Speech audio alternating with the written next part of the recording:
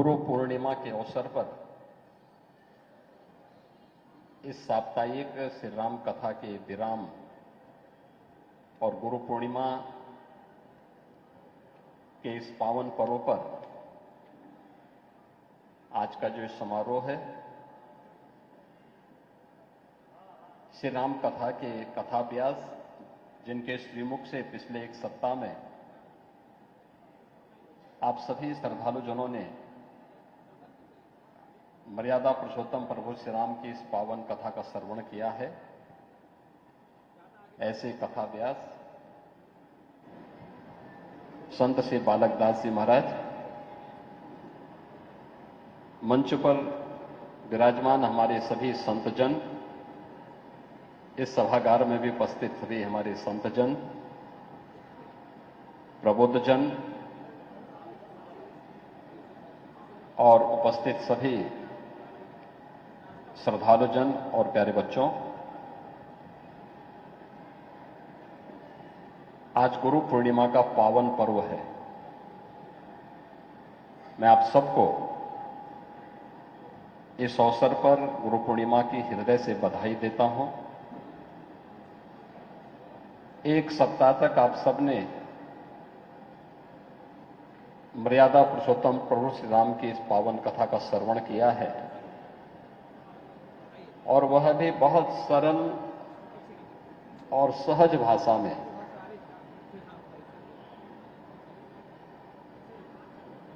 संत हृदय बालक दास जी महाराज के श्रीमुख से उनकी कथा आप सबको वर्ष में एक दो बार सुनने का अवसर प्राप्त होता ही है और इस बार गुरु पूर्णिमा के अवसर पर पहली बार श्री राम कथा के आयोजन के साथ उनको जुड़ने का अवसर प्राप्त हुआ। इस कथा के लिए उन्हें भी, आने वाले श्रद्धालुजनों को भी और जो यजमानगण हैं उनको भी मैं हृदय से धन्यवाद देता हूं। हमारी भारतीय संस्कृति कितनी समृद्ध और कितनी प्राचीन है, इसके पर्व और त्योहार ही इसके उदाहरण हैं। अनेक पर्व और त्योहार जो भारत को और सनातन धर्मावलंबियों को उसके इतिहास की किसी न किसी महत्वपूर्ण कड़ी के साथ जोड़ देते हैं। आज वैदिक साहित्य जिस रूप में हम सबको देखने को मिलता है, जिस ऋषि की कृपा से यह सब प्राप्त हुआ, जिन्होंने वेदों को, पुराणों को, अन्य महत्वपूर्ण शास्त्रों को हम सबको उपलब्ध करवाया, ऐसे जो हमारे ऋषि थे, कृष्ण द्वैपायन व्यास, उनकी जो पावन जयंती है, जो व्यास पूर्णिमा कहलाती है, वही गुरु पूर्णिमा भी है। और गुरु पूर्णिमा के इस अवसर पर हम सब आज यहां पर गुरु गोरखनाथ के इस पावन धाम पर एकत्र हुए हैं। कुछ चीजें हैं जो हम सबको जानने की आवश्यकता है। हर व्यक्ति जानता है कि माता पिता किसी भी बच्चे के पहले गुरु हैं। उनका स्कूली शिक्षक, इसके बाद उनका गुरु आता है। पुरोहित उस गुरु परंपरा का प्रतिनिधित्व करता है। बड़ा भाई भी गुरु के रूप में ही पूज्य माना जाता है। और ऋषि परंपरा, संतों की परंपरा भी उस गुरु परंपरा का प्रतिनिधित्व करता है। हमारे यहां हमारे गोत्रों की परंपरा भी उसी के साथ जुड़ जाती है। हम लोग अपने किसी एक कार्यक्रम को आगे बढ़ाने के लिए दीक्षा के साथ भी जुड़ जाते हैं। इन सब के पीछे का उद्देश्य क्या है? एक ही है, जो हमें अच्छे मार्ग पर अग्रसर कर सके। माता पिता बच्चे का सबसे पहले हितैषी होंगे, बड़ा भाई हितैषी होगा, परिवार के बड़े बुजुर्ग हितैषी होंगे, स्कूली शिक्षक हितैषी होगा, पुरोहित कुलगुरु हितैषी होगा, ऋषि परंपरा हितैषी रही होगी। इसीलिए हमने उसे गुरु के रूप में मान्यता देकर के एक महत्व दिया जो हमारे अनुकूल है, समाज के अनुकूल है, देश काल और परिस्थिति से अप्रभावित है। वो हमारे लिए पूज्य हो गया। हमने उसे गुरु के रूप में मान्यता देकर के एक महत्व दे दिया। और ये परंपरा, इस तिथि को, कौन सी तिथि को हमें मनाना है, जिसने हमें हमारे वैदिक साहित्य के साथ हम सबको सर्वसुलभ करा करके जोड़ा। ऐसे महर्षि वेदव्यास के नाम पर हम लोगों ने गुरु पूर्णिमा के इस आयोजन को अपने साथ जोड़ने का काम किया। याद रखना, बहुत बार व्यक्ति मानता है कि मैं चोरी छिपे या लुक छिप करके गलत काम कर भी दूं तो कौन मुझे देख रहा है, या उसके भी अपने तरीके होते हैं बोलने के। देखिए, भगवान श्री राम ने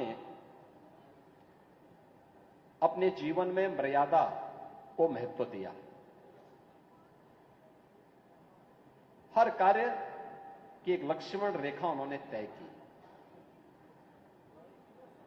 संबंधों का निर्वहन करने का एक जीवन जीने का जो सही तरीका है, वह उन्होंने हमें सिखाया।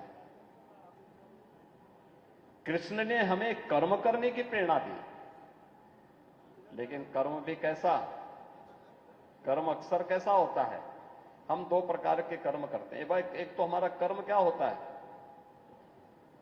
कि हम हर कार्य को करते हैं तो प्रयास करते हैं कि करो कम लेकिन हाईलाइट ज्यादा हो, लोग उसको ज्यादा महत्व दें।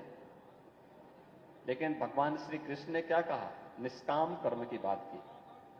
कर्मणे वादिका रस्ते मां फलेषु कदाचन।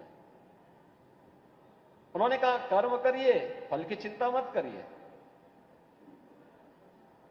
अच्छा कर्म करेंगे, अच्छा फल आपको अवश्य मिल जाएगा। बुरा करेंगे, बुरा भी मिलेगा। और इसलिए शास्त्र हमेशा इस बात को कहता है, हमारी गुरु परंपरा यही कहती है, अवश्य में ही भोक्तव्यम कृते कर्म चराचरम। जैसा कर्म करोगे उसके फल से कभी वंचित नहीं हो पाओगे। अच्छा बनने का प्रयास जीवन में। सच्चा गुरु वही जो सही मार्ग पर आपको ले चलने के लिए प्रेरित कर सके। महत्व इस बात का नहीं कि आपके पास धन धान्य कितना है, महत्व इस बात का नहीं।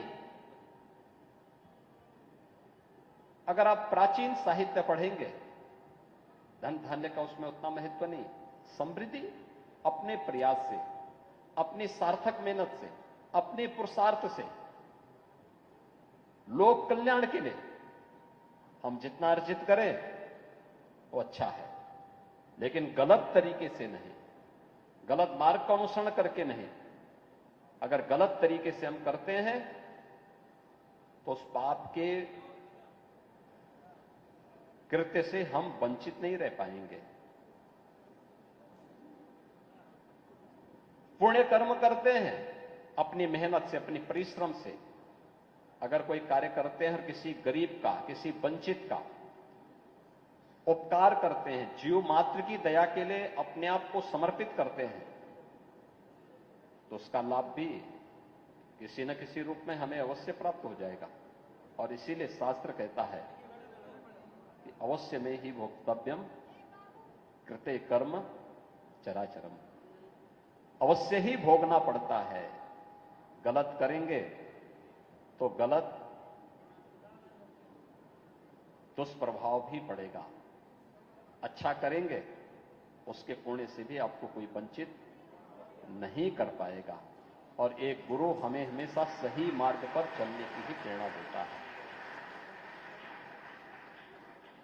हमारा दायित्व क्या है? हम अगर एक मनुष्य हैं, मनुष्य के बारे में क्या मान्यता है? मनुष्य के बारे में तो मान्यता है कि सृष्टि का सबसे सर्वश्रेष्ठ कृति है, ईश्वर की सर्वश्रेष्ठ कृति में से एक है।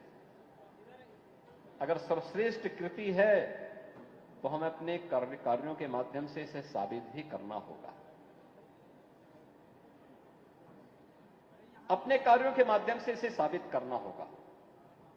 आज हो क्या रहा है? मनुष्य अपने कर्मों से अपने आप को सर्वश्रेष्ठ साबित नहीं करना चाहता। वो अधिकाधिक धोखेबाज बनना चाहता है, गलत तरीके से अपना करके अधिक से अधिक समृद्धि का मार्ग अपनाना चाहता है, गलत तरीका अपना करके, शॉर्टकट का रास्ता अपना करके वह मंजिल में चढ़ना चाहता है। वह कभी उसको आत्मिक संतुष्टि प्रदान नहीं कर सकता, कभी नहीं कर सकता है। कोई भी भारत का शास्त्र इस बात को महत्व नहीं देगा, कोई भी भारत का ऋषि परंपरा इसको कभी महत्व नहीं देगी। और इसलिए हम सबको इस बात को ध्यान में रखना होगा कि हमारे लिए जो मेरे लिए अनुकूल हो,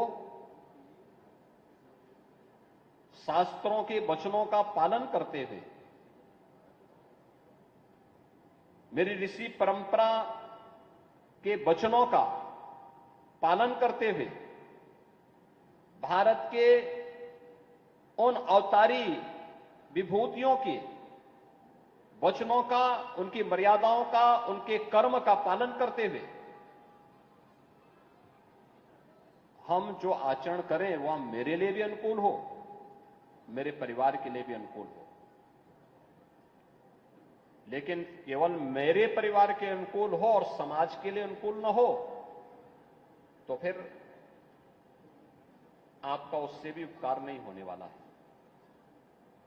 हमारा कोई भी कर्म हो जो समाज के लिए अनुकूल होगा, राष्ट्र के लिए अनुकूल होगा, धर्म के लिए अनुकूल होगा, वह आपके लिए भी अनुकूल अवश्य हो जाएगा। और इसीलिए कोई भी कर्म करें, सनातन धर्म की इतनी लंबी परंपरा, इतनी समृद्ध परंपरा, 5000 वर्ष पहले महर्षि वेदव्यास इस धराधाम पे थे। एक लंबे समय तक उन्होंने उस कालखंड में, उन्होंने उस समय कई पीढ़ियों का प्रतिनिधित्व किया, सभी ग्रंथों को संग्रहित किया, वेदों को, पुराणों को, उनका संग्रह करके उसे लिपिबद्ध करके वर्तमान पीढ़ी के लिए उसे अनुकूल बना दिया। 5000 वर्षों के इस इतिहास को आज गुरु पूर्णिमा के रूप में आप इस आयोजन के साथ जुड़ करके अपनी ऋषि परंपरा के प्रति कृतज्ञता ज्ञापित कर रहे हैं। मैं पूछना चाहता हूं, 5000 का इतिहास दुनिया के अंदर कितने लोगों का है? कितने लोगों के पास 5000 वर्षों का अपना इतिहास है? नहीं है। और यह तो कालखंड है कौन सा? द्वापर और कलयुग के संधि काल है। यह उस संधि काल का समय है जब एक तरफ द्वापर का अवसान होता है, कलयुग का प्रारंभ होता है। महाभारत का एक युद्ध होता है और युद्ध के बाद आज भी आप देखते होंगे, उस समय महर्षि वेदव्यास ने जो अपना अंतिम पुराण रचा, श्रीमद् भागवत महापुराण, आज भी मोक्ष का, मुक्ति का, उससे पवित्र ग्रंथ दूसरा नहीं माना गया। हम उसके प्रति कृतज्ञता ज्ञापित कर रहे हैं, अपनी ऋषि परंपरा के प्रति कृतज्ञता ज्ञापित कर रहे हैं, अपनी उस परंपरा के प्रति। भारत की ऋषि परंपरा कभी अपने लिए नहीं जी, लोक कल्याण के लिए, राष्ट्र के कल्याण के लिए। और इसलिए हम सब का भी दायित्व क्या होना चाहिए? मुझे लगता है कोई भी भारत का सनातन धर्मावलंबी नहीं होगा जिसने अपना नाम और अपना गोत्र भारत की ऋषि परंपरा के साथ जोड़ करके न देखा हो। कोई ना कोई ऋषि हमारे साथ जुड़ जाता है। जब हम गोत्रों की बात करते हैं तो जाति भेद अपने आप समाप्त हो जाता है। एक ही गोत्र अलग अलग जाति के लोगों के पास भी, क्योंकि हम ऋषि के साथ जुड़ रहे हैं। वह ऋषि परंपरा हमें जाति भेद में नहीं बांटती, छुआछूत और अस्पृश्यता का भेदभाव हमारे बीच में नहीं करती है। और ऋषि परंपरा हम सबको लोक कल्याण के लिए, राष्ट्र कल्याण के लिए समर्पित करती है। और इसीलिए आज के इस अवसर पर मैं आप सबसे भी यही कहूंगा कि हमारा एक एक कर्म, हमारे जीवन का एक एक क्षण, हमारे जीवन का एक एक पल